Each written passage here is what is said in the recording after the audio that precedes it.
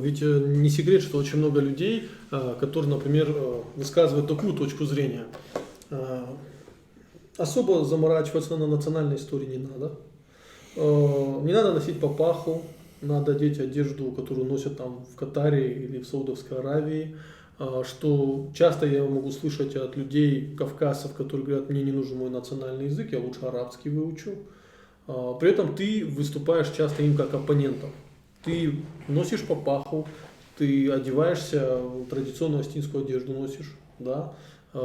Ты там учишь детей родному языку, пытаешься с ними разговаривать. То есть зачем тебе это надо? В чем польза этого? Почему ты оппонируешь тем, кто говорят, что это нам не нужно? Что мы должны слиться в один большой глобальный котел? Ну, наверное, у этих людей можно спросить, зачем вы хотите слиться в один большой глобальный котел. Это не тот вопрос, в котором я должен какую-то оборонительную позицию занимать и отстаивать свою точку зрения. То есть, это личный выбор человека, на который я не могу повлиять и который мне не близок, но это его личный выбор. То есть религия не призывает, как минимум, ни к тому, ни к другому. Да? Как минимум, скажем, движение в ту или иную сторону, это является личным выбором верующего. Это первое. Второе, как сказал один из людей, на которые я подписан, Аллах создал людей разными народами и племенами, и нам не следует пытаться их разрушить то, что Он создал. Это второе. Третье, национальная, скажем, культура, национальный момент – это вот тот мирской проект, который мне интересен. То есть есть проект религиозный, в котором есть ответы на вопросы, на которые национальная культура никогда не даст. Это вопросы вечности, вопросы понимания Вселенной, смысла человеческой жизни, происхождения человека и вообще всего, что вокруг нас происходит.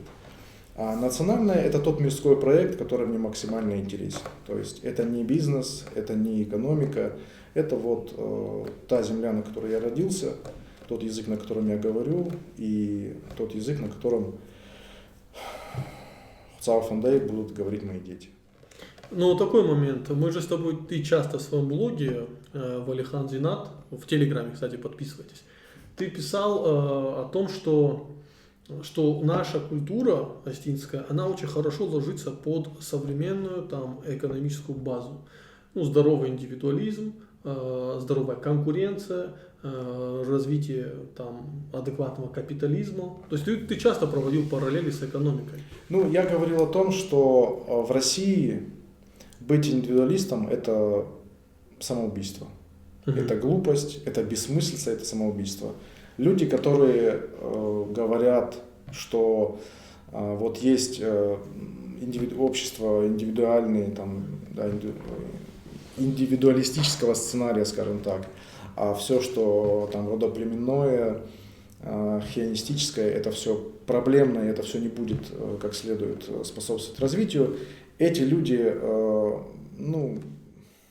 оторваны мягко говоря, они оторваны от реальности. То есть, просто посмотрев на последние события, на то, как люди собирают миллионы, десятки или сотни миллионов рублей на лечение людей, что никогда не сделает государство. Посмотрев на фильм «Дудя», в котором рассказывается о людях в российской провинции, которые просто одиноки. Просто если у тебя нет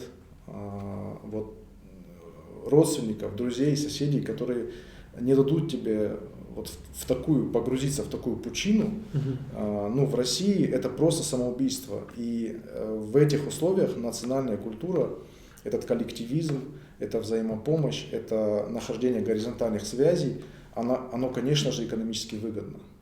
Конечно же, на уровне социальном это мощнейший инструмент, отказываться от которого глупо, и с экономической точки зрения это единственная выигрышная позиция в этих условиях.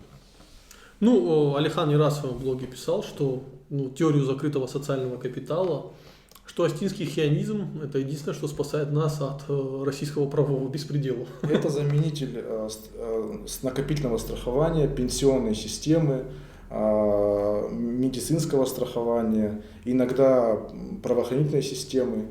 Ну, в общем, это заменитель очень многих инструментов из тех, к которым вот эти люди апеллируют, которые живут в совсем других условиях. То есть они говорят, что нужно вот жить вот так вот, да, что все это вот отстало и уже не нужно, не понимая, что всех остальных инструментов, они лишены. Ну, вот такие наивные люди, они думают, что вот Осетия, допустим, надо отказаться от всего родоплеменного и прийти к современным гражданским институтам. Но в итоге от родоплеменного отказались, а гражданское общество не построили, оказались в пустоте.